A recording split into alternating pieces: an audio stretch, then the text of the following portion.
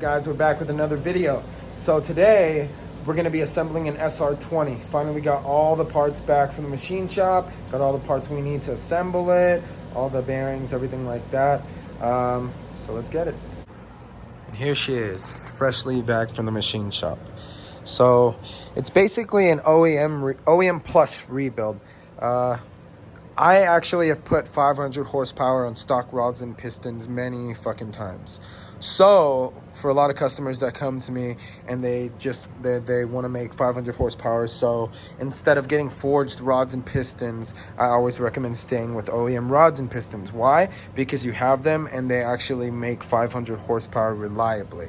The only thing that fails on these engines are the bearings and then like the oil pump, and then the motor's getting clogged so the oil can't actually travel through the block correctly, shit like that, you know? But other than that, the rods and pistons can take 500 horsepower all day. So you can do what I'm going to do on this one is OEM rods and pistons, ACL bearings for the mains and the rods, what's it called, Mazworks head studs, Cometic head gasket, all OEM gaskets, new oil pump, all that good stuff, you know, very basic SR. But if you put it together correctly with these very basic parts, you can reliably make 500 horsepower. See, that's the thing. A lot of people that do the SR20s, the only time you'll ever catch me doing forged internals and shit like that is if I'm going to be sleeving my block, you know, because the simple reason is the walls on these aluminum blocks are so thin, you know, they crack around 550 to 600. I've cracked multiple at 550 to 600, you know, that's how I know. So with that being said, the OEM rods and pistons by themselves can only take 500, right? So what's the point of getting forged rods and pistons that could take 700 horsepower or more on a block that can't take that, even though you already have rods and pistons that can handle that? So like I said, there's basically a couple fail points on the engine, such as the bearings. So you just go ahead and beef those up and then keep everything else pretty much simple. So as long as everything is put together correctly, you can make 500 horsepower on basically fully stock internals all day long with force induction, obviously. So we got a bunch of little SRs and KAs we still got to put together. This is a reverse 1.5 JZ. So basically it has a non-VVTi 1JZ block with a 2JZ GE VVTi head off of the IS300s with just a bunch of custom parts on it. You know, we had to make a custom exhaust manifold. I still got to make a custom neck adapting the water pump to the head because the head, I believe, is shorter. So that fucked us up. So we got to fix that. You know, custom intake manifold. We had to use water necks off of the IS300. Just a bunch of parts on here, like 3 or 4 different 2JZs. But yeah, let's get back to it. All right, so we're cleaning up all his parts, his pans, his girdle, his pump, his pickup. Damn. Okay, so right now, what I'm gonna do is get all my parts situated. We have the guys cleaning all the pans and all the other parts like that. But got all of his other parts from when we disassembled it. Everything's in here. So right now I'm gonna put the block on the stand so that I have a little more room on the table. Put down some paper towels so I can write everything down and start gapping his rings and checking bearing clearances. Okay, so I decided not to put it on the stand for now. It's just a little easier like this to get the rings done. So what I like to do is, damn it, wow, it's out. All I need is a little bit, you don't need too much. But I like to spray the cylinders with WD-40 and wipe them all around. It's very common. It's what I've been taught, at least. So get them nice and lubricated up. Sometimes you'll get some dirt like that. I mean, they're gonna get dirty over time with combustion and shit, but when assembling an engine, you want to be as clean as you fucking can. Okay, so next I'm gonna get my rings. Got some OEM rings, and we're perfectly fine. Okay, once you have all your rings laid out, you could go ahead and start gapping the first and second ring. Just easily slide it in and put it in there, and then see where the gap is at. Okay, so now we're gonna get the ring gap situated. So out of the packaging, this is the Nissan ring, and it's measuring at, let me see. Yeah, so this is the right one. 0.14 millimeters. So we want it between, for the top ring, let me see, I wrote it down, I did some math. We're gonna be making like 500 horsepower on this, so first ring's gonna be about 18 thousandths. So let's see. We need to open it up a little more. Damn, this shit's so dirty. 15, 16, 18. So this is where we need to be, 18 thousandths. Doesn't open, doesn't go in yet. So 18 thousandths. Like we said, first ring is gonna be 0.018. So I'm gonna fucking grind off a little bit. This was just under. So let's see if it works now.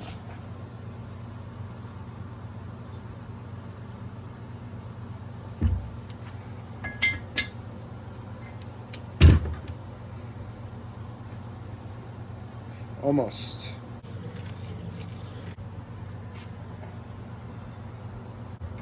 Come on, Jesus.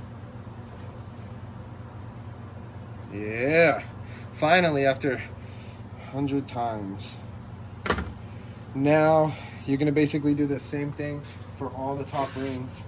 And for our second ring, we're gonna be gapping it at 0.019. So we have fourth and third cylinder done. Now we're just gonna get cylinder 2 and 1 done. All right, you're good. Okay, so now I'm getting the second rings done. So just finished on this one, nice and clean. So now that we got our rings gapped and everything like that done, now we can start taking off the rings like they're doing now and start installing the new ones.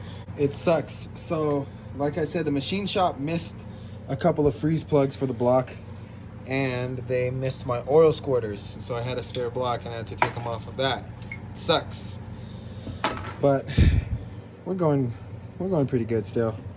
At least I have everything, you know. It would have sucked if we had to source stuff out. So I got the main bearings ready to go. Gonna start putting some lubricant on the actual block where the mains go. I like to get a nice little bead going.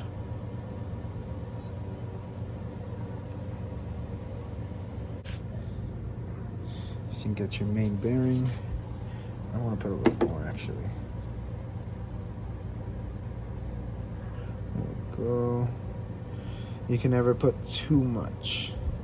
And this is what helps pre-lubricate a brand new engine on first startup. Because, you know, oil sits in the pan and then has to be pumped and circulated through the engine. So while that first 30 seconds of no oil going to the motor, this lubrication is what helps your engine break in a little safer, because, you know, there's no oil at the beginning, so this helps out. All right, let's start putting the bearings in. Okay. So next, I like to get another little bead going on. You can never be too stingy with this stuff. Helps your engine in the long run. Okay, so that's good to go. And now we have Chris over here cleaning up the crank. It comes with, like, they put lubrication on the crank after the machine shop, but I still like to clean all of it off. And then once it's all cleaned off, get WD-40 and hit it really, really well with WD-40. It's just some stuff I've been taught by the engine master. Okay, now to install the crank.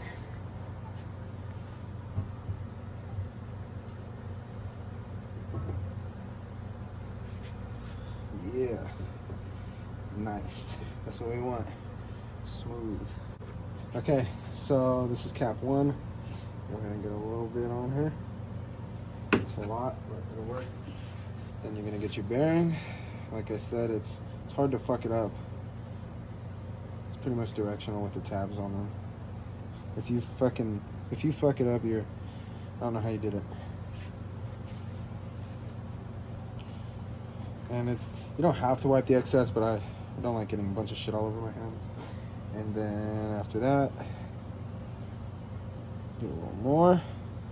And then next, You're gonna put the cap on, so the direction is going to be like this. If I am correct. 1. Okay, so we have the crank in place. Spins good. That's what you want. So now I'm gonna be putting his rear main seal on and then putting it on the hoist. Reason being is, not the hoist, the engine stand. Reason being is when the motor's on the stand, it's really fucking hard to put this on because it's tied up on the back of this. So let's put this on. Another thing I like to do with every SR, Mazworks sells a master bolt kit that literally has fucking every bolt to the engine. So if you're putting an SR together and you don't have this shit, you're slacking. Makes it so much easier, because look, rear main's on right now. Oh look, rear main, simple. Like always, nothing ever goes as easy as it should go.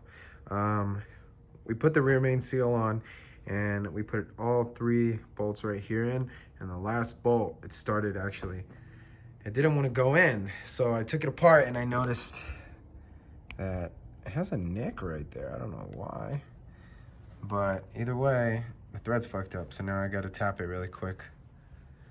Never simple. Thank God we were able to save the thread on the block. So everything's bolted up nicely now.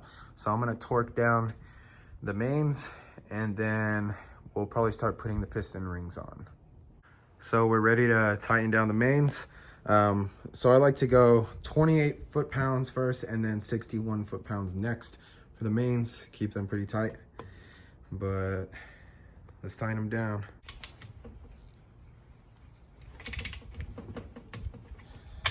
So we're doing, this one doesn't have 28, it lowest is 30. So we'll just do 30 real quick.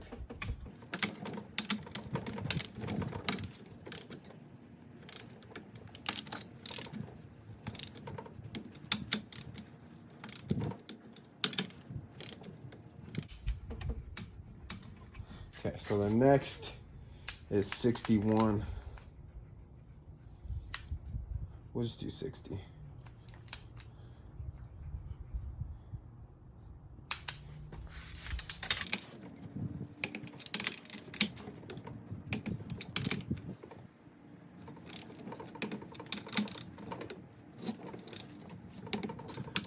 I hope this table doesn't break, fuck. I need to put this on the stand right.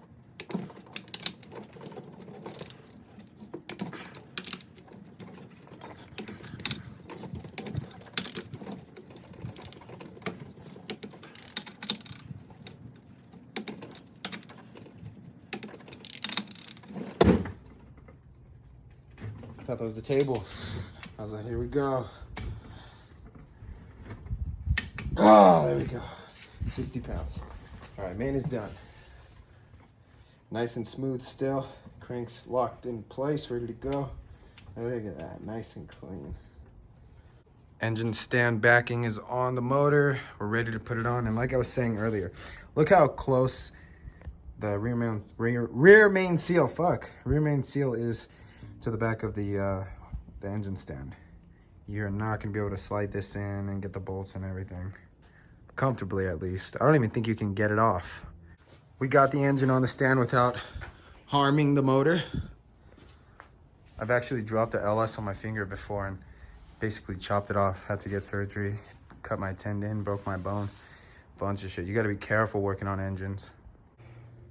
Okay, so piston rings are now on. We are pretty much ready to start assembling, but I fucked up and I don't have a piston ring compressor.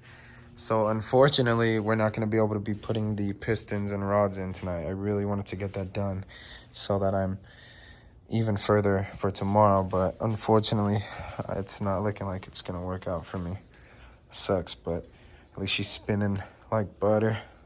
Really good. All right, good morning, guys. It's the next day. I'm really sad that I couldn't assemble the block last night completely. I actually remembered that my piston ring compressor, I bent. So I don't know if anyone's familiar with those. You have to keep them perfectly round. If not, they're a bitch to actually set inside the cylinders and push it all down. So Got us a new one right here. Everything's pretty much ready to go. Rings have been gapped. Rings have been installed onto the pistons. Everything on the crank is done, torqued down to spec. So at this point, we're just going to install rods and pistons and just start assembling it. This is probably the easiest part, thank God. So let's get our bearings out. One bearing. Two bearing. I like to just the same way I do the crank. And same thing with the mains. There's a tab on it, so it's like really hard to mess up.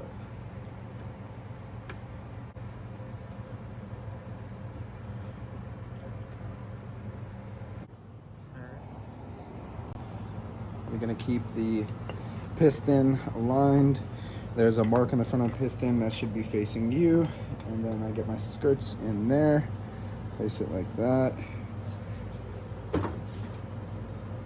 This, make sure you want to make sure these are as tight as they can be, because that's the difference between you getting caught as you push it out, because the rings actually, there we go, the rings will actually get caught on the top of the block if this is not flat completely, and it is not fun.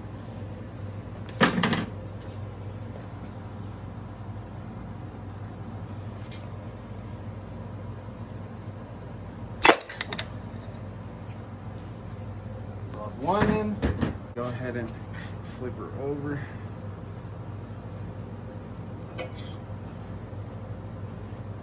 And there's rod one. So now it is as simple as moving it to the side a little bit, grabbing rod one's cap, and putting it on. And there she is. Now you're gonna get the bolts. Put them on the caps.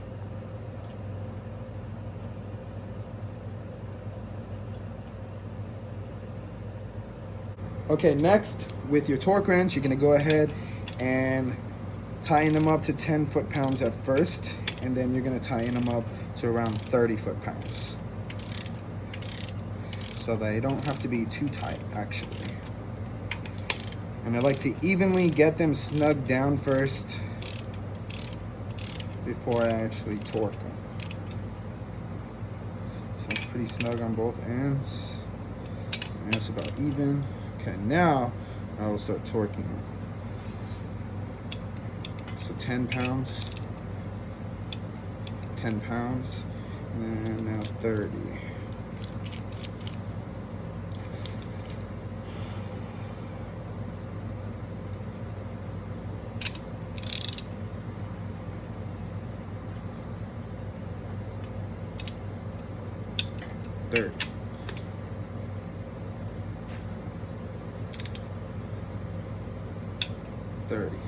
Piston number 2 is going in.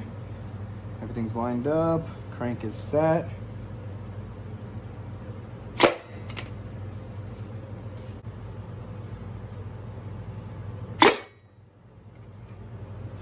All right, last one.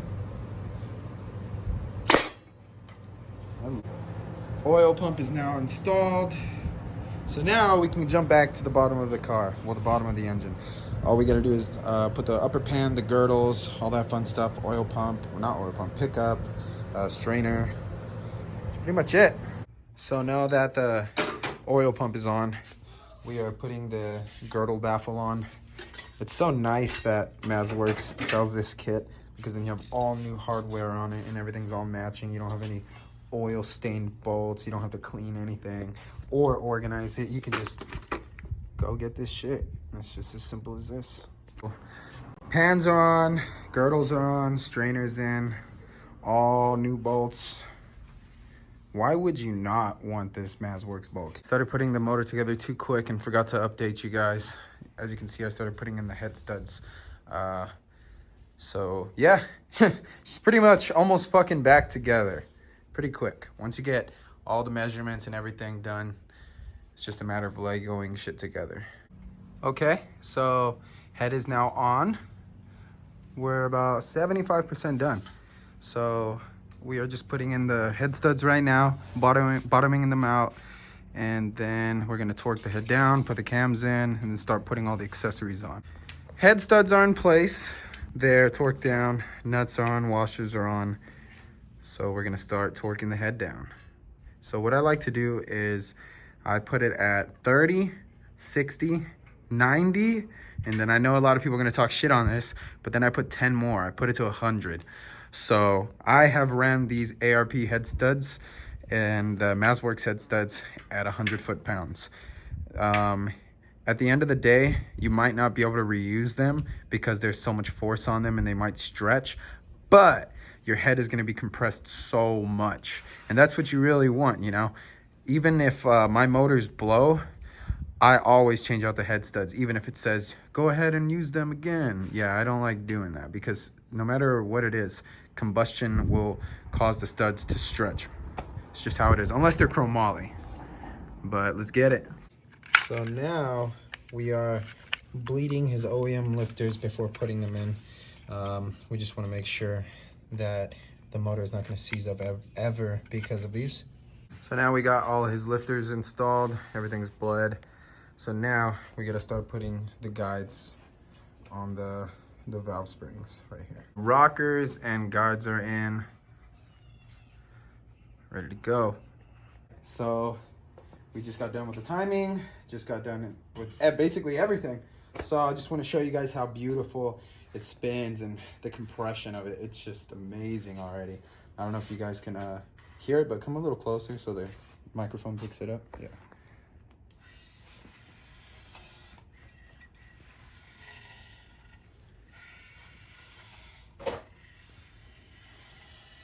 So smooth. So much compression. All right, let's check out this compression now. Well, sorry to say this, but I kind of forgot to film the rest while we were working. We were too busy trying to get her done. But she is now fully assembled and ready to go home. It was a very simple process.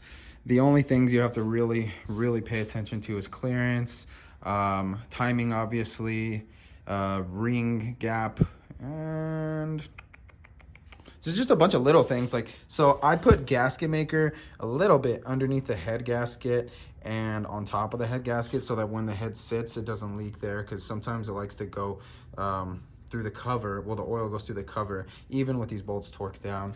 That's pretty much it, guys. I'm sorry that I didn't film all of the accessories being bolted on, but I mean, it's just accessories like turbo manifold, alternator, water pump pulley, bullshit like that. So you guys get the point. Hey guys, sorry about looking all crazy. Just woke up, fucking tired as hell. We were up pretty late last night trying to get that engine done, but everything went good. I really hope that everyone enjoyed this video and it helps some of you out. If you guys have any questions about anything at all on the SR20 or anything at all, just go ahead and comment. You could DM us on our Instagram or do whatever you guys want. But other than that, that's it. And stay tuned for the next video, guys. Thanks again for the support.